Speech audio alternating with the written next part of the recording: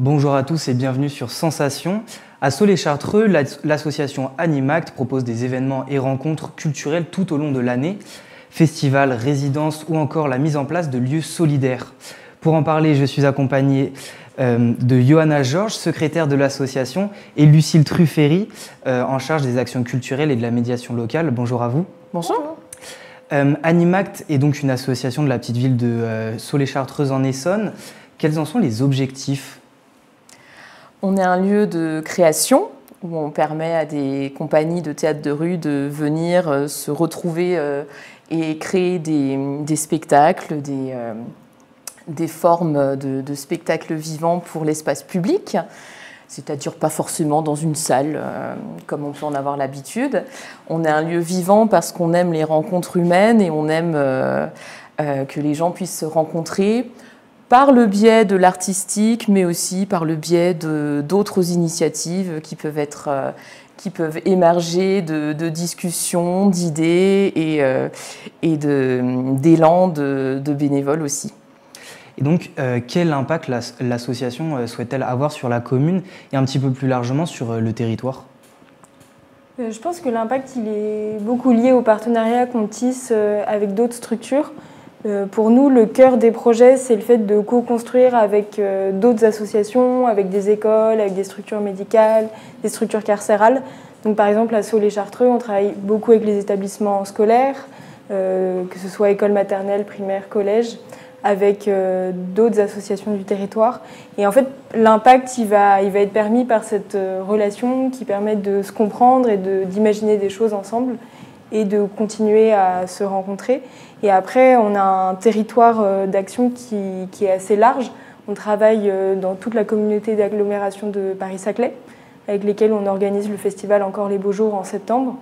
Et après, plus largement, même dans l'Essonne, c'est aussi au fur et à mesure des rencontres. L'association existe depuis 27 ans, donc il y a beaucoup de partenariats dans l'historique. Et du coup, vous l'avez très bien dit, Johanna, votre association elle est beaucoup tournée vers la culture dans un sens large. Vous proposez du coup des spectacles, des festivals ou même des dîners partagés, excusez-moi. Pourquoi vouloir intégrer la culture dans un sens aussi large dans votre association ? C'est ce qui nous anime, c'est ce qui fait sens. Et c'est des choses qui font partie d'être humain, quoi. Par exemple, manger ensemble, c'est quand même un plaisir largement partagé. Et nous, ça nous amuse de se dire comment on va pouvoir adresser ça par le biais artistique et comment on va pouvoir mélanger peut-être le banal en le rendant un petit peu plus extraordinaire, par exemple par des repas ou un spectacle qu'on va décider de mettre dans un endroit un peu particulier, ça va donner une autre couleur. C'est aussi parce qu'on s'amuse beaucoup à imaginer ces mises en scène, ces créations tous ensemble. Et quand vous dites des endroits un petit peu particuliers pour des spectacles, est-ce que vous avez des exemples à me donner ? On a déjà fait des spectacles dans une ancienne carrière, qui n'est pas un endroit qu'on penserait joli par essence, mais qui peut faire sens par la rencontre avec le thème d'un spectacle. Qu'est-ce qu'on a d'autre On travaille avec une ferme de Soleil-Chartreux, la ferme du Pas de Côté, où on a à la fois programmé des spectacles et puis on accueille leur distribution de légumes aussi.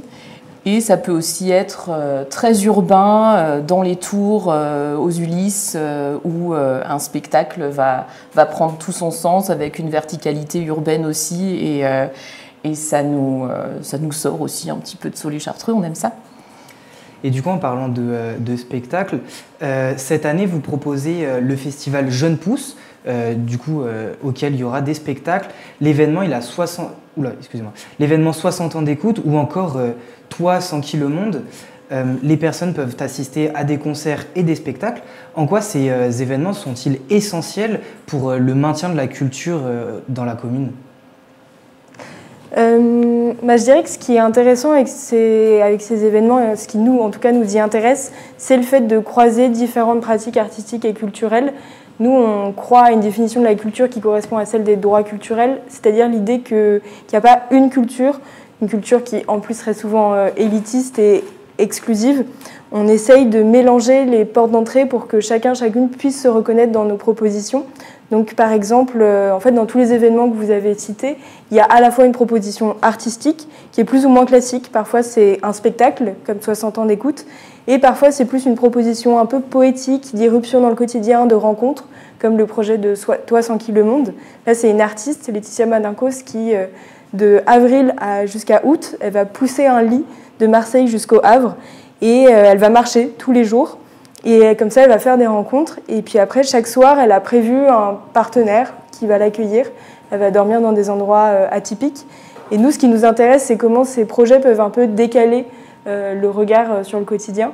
Et après, dans tous nos projets, il y a souvent une forte part de convivialité. Donc, on va inviter les gens, comme on le disait, à manger ensemble. Et après aussi une dimension plus de fabrication avec des ateliers. Avec les ateliers Faisis-Tout notamment, où l'idée c'est de se partager des savoirs. Et c'est ça qui va finalement, tous ces éléments qui vont faire notre définition de la culture. Et du coup, vous m'avez parlé de l'événement Toi sans qui le monde. Il s'inscrit dans une action de coopération. Ça se passera en juillet. En quoi précisément, du coup, ça s'inscrit dans cette fameuse logique ? La coopération, elle est à différents niveaux avec ce projet. En fait, c'est vraiment un projet énorme et qui rassemble beaucoup d'acteurs et d'actrices du secteur des arts de la rue, parce qu'elle a des partenaires, donc, comme je disais, de Marseille jusqu'au Havre. Et sur ce projet, nous, on travaille à la fois avec d'autres partenaires culturels, avec l'association Symètre, avec la coopérative de R2C, avec des ricochets dans les pavés. Donc voilà, c'est des partenaires d'autres structures culturelles et artistiques avec lesquels on a parfois déjà travaillé, et on est heureuse de pouvoir retravailler ensemble. Et après, le partenariat, c'est aussi avec d'autres structures en dehors du champ artistique. Par exemple, là, on doit réfléchir à où est-ce que Laetitia Madincos, l'artiste, va dormir avec son lit.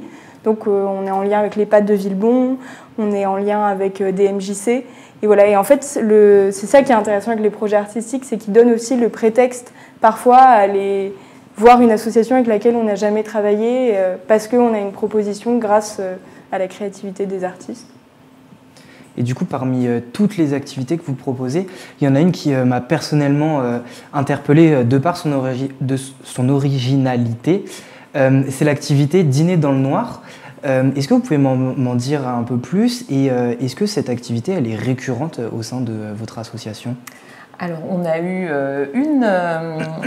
organisé un repas dans le noir il y a quelques années et on a tous beaucoup aimé ça. Donc, c'est une organisation toujours comme d'habitude, avec l'équipe salariée et des bénévoles qui s'impliquent, des artistes qui vont aussi mettre leur créativité à l'œuvre. Et donc, le concept est vraiment expliqué dans le titre. Repas, on va manger ensemble et on va être dans le noir. Donc, ça explore ce qui se passe quand on ôte la vue. Et qu'on va jouer sur les autres sensations pour expérimenter un moment qui devient artistique. On aime beaucoup ça, et je pense que dans l'avenir d'Animact, il y aura d'autres éditions. Pour l'instant, il n'y a pas encore de date de prévue. À côté de ça, il y a également les Beaux Dimanches qui sont organisés régulièrement, si je ne me trompe pas, avec des ateliers de bricolage et des spectacles jeunes publics. Qu'est-ce qu'on fait précisément pendant ces Beaux Dimanches ? Alors un Beau Dimanche, c'est tout d'abord une sortie de résidence. Ça veut dire qu'on accueille une trentaine de compagnies dans l'année qui viennent construire leur festival, leur création, leur spectacle. Et ils ont envie d'un moment pouvoir expérimenter avec public ce qu'ils ont déjà créé. Et c'est donc pas forcément un spectacle fini, c'est une étape de travail. Et c'est ce qu'on appelle une sortie de résidence.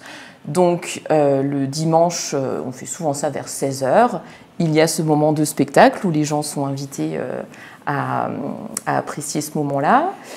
Et on se dit, il y a quelque temps, on va pas juste faire un moment de spectacle, on va aussi ouvrir notre lieu parce qu'on a un lieu qui se prête à l'ouverture et on va créer la rencontre dès le matin par des ateliers participatifs qui peuvent être faire du pain ensemble, des ateliers de danse parents-enfants, des créations communes, notamment quand on prépare de la scénographie pour un festival, comme ça va être le cas le 6 et 7 avril pour la construction du festival Jeunes Pousses du 27 et 28 avril.